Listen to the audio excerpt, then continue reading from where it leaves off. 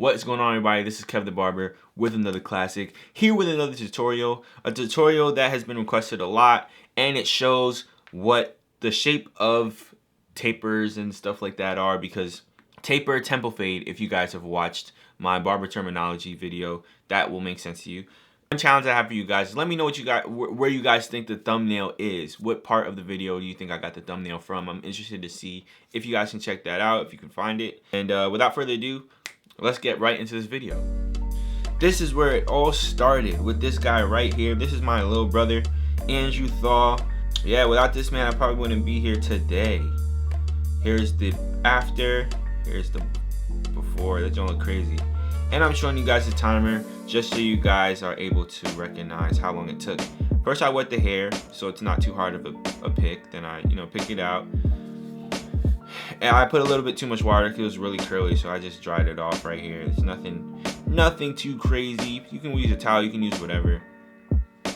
So the first few moments of this fade right here, I'm just shaping it. I'm not really fading. Well, I'm fading while I'm doing it, but it's not really intentional. I'm just trying to make the entire shape of the taper at this moment.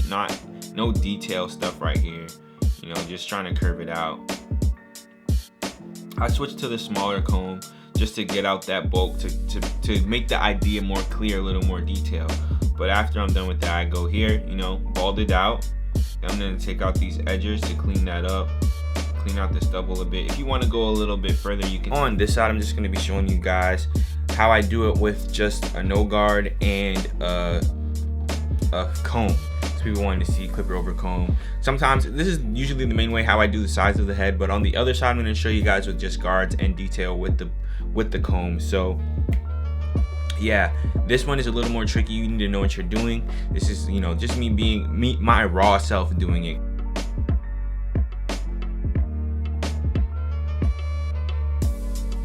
It's the same exact step. I use close, then I open it up. Make sure you comb after every single cut, and I kind of make a C shape so you can see the hairline. Now I use the 2 guard to comb it out. On the side, I used the comb, and here I used the clipper. There's not that much of a difference. It's a clipper is just an electronic comb, really. There's not much difference between a clipper and using clipper over comb, but I would say there's more control when you have clipper over comb than here. But then I take out the half guard and put it halfway, then take down now I'm fading down from it, and then I go to the one open, clean that up, use the corner of the blade. Like I was saying in the rate my fade, you want to make sure you're going with the direction of the hair. No surprises or anything can happen. You're taking away just a little at a time. And that's all that's happening here. And then just to fade that no guard into that one, I have to take out the half to take out that line. I always talk about lines in all my stuff, and then you got to come all the way down to the no guard to really detail that thing out and make sure you clean it up. Here I'm just detailing the shape. All I do is do the quadrants. I do the side of the head, I do the back of the head, and then I shape the entire head into those 3 areas to make sure that it's clean. But here I'm just cleaning it up. Nothing too fancy here. It's a free hand. All you gotta do is make sure your hand is steady. And here's your little detail at the end to get that line out from right under it. You could use that, the 1 or the 2. It all depends on how good your feathering is. Here, I'm using mostly guards for this. I only use the comb to detail, but here I'm using a closed guard. Now I'm going to use the 2 just to make the area, just to show the block of the section that I'm going to be fading with. Then I keep picking it out. You got to make sure you continue to comb and pick so people don't go to the shower and have some sort of surprise. And I'm fading down just like I did with the neck. And using the corner of the blade, that really helps on fading in tight areas too.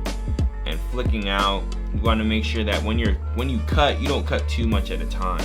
That's why Andis Master is pretty interesting, or pretty difficult to use if you're a beginner, because it takes too much than you're able to handle. And now I'm using the no guard flicking out like I did with the other areas. Then I'm just closing it down. It's nothing too fancy. As I've been saying before, you gotta just know your numbers and know how to use the corner of your blade, and you should take out the line. But if you can see, there's a line right there, right above the ear, and that's what's been frustrating me, and that's why I take out a comb to try and, you know, take that out. So now I'm just using little detail, close the guard, and then put the clipper over comb. What you want to do is make sure you make that clipper, the comb diagonal. And now I'm using the no guard open to just make sure that line is clean. See, now that line is pretty good. It's pretty good. I could have done just a little better, but you know, it'll do the trick. This is a highballed taper. I did leave the line to make it dark, but it's above the midpoint. So if you watch the barber terminology, then you'll understand what this fade is.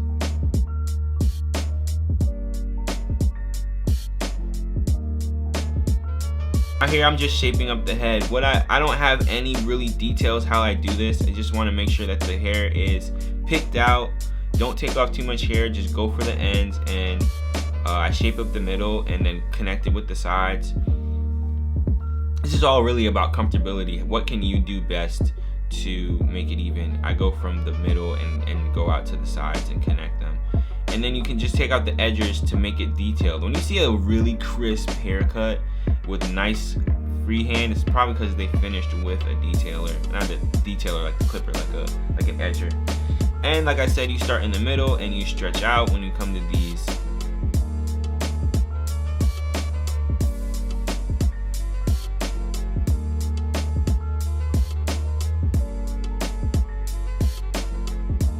I usually start this out just a little slanted, and then I bring it out. Then you know, when I see too much bulk, I take out the comb and fix it.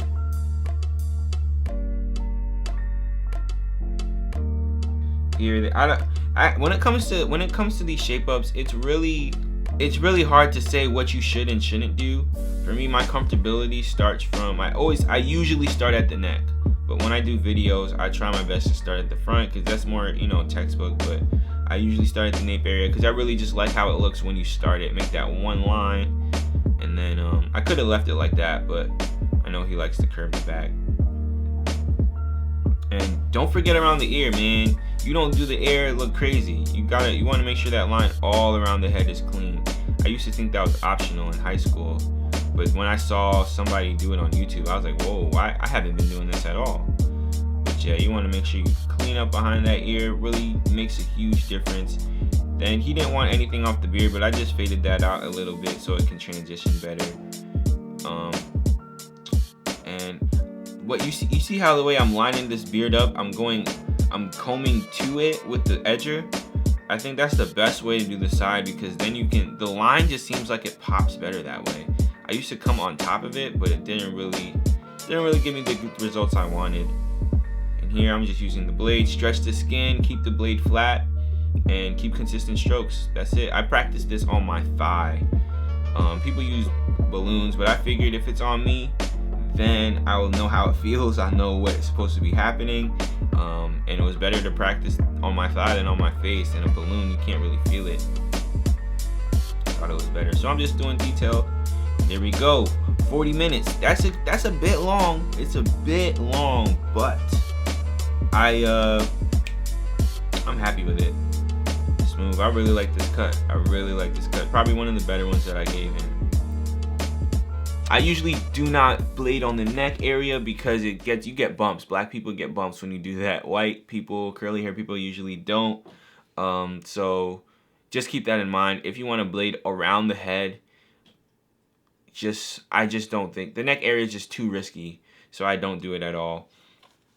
But I hope you like this video. Give it a thumbs up and comment your thoughts below. I hope this helped. This is definitely a video that I've been slacking on, but here it is. Thank you guys for watching. YouTube Rampage will be continuing. See y'all later.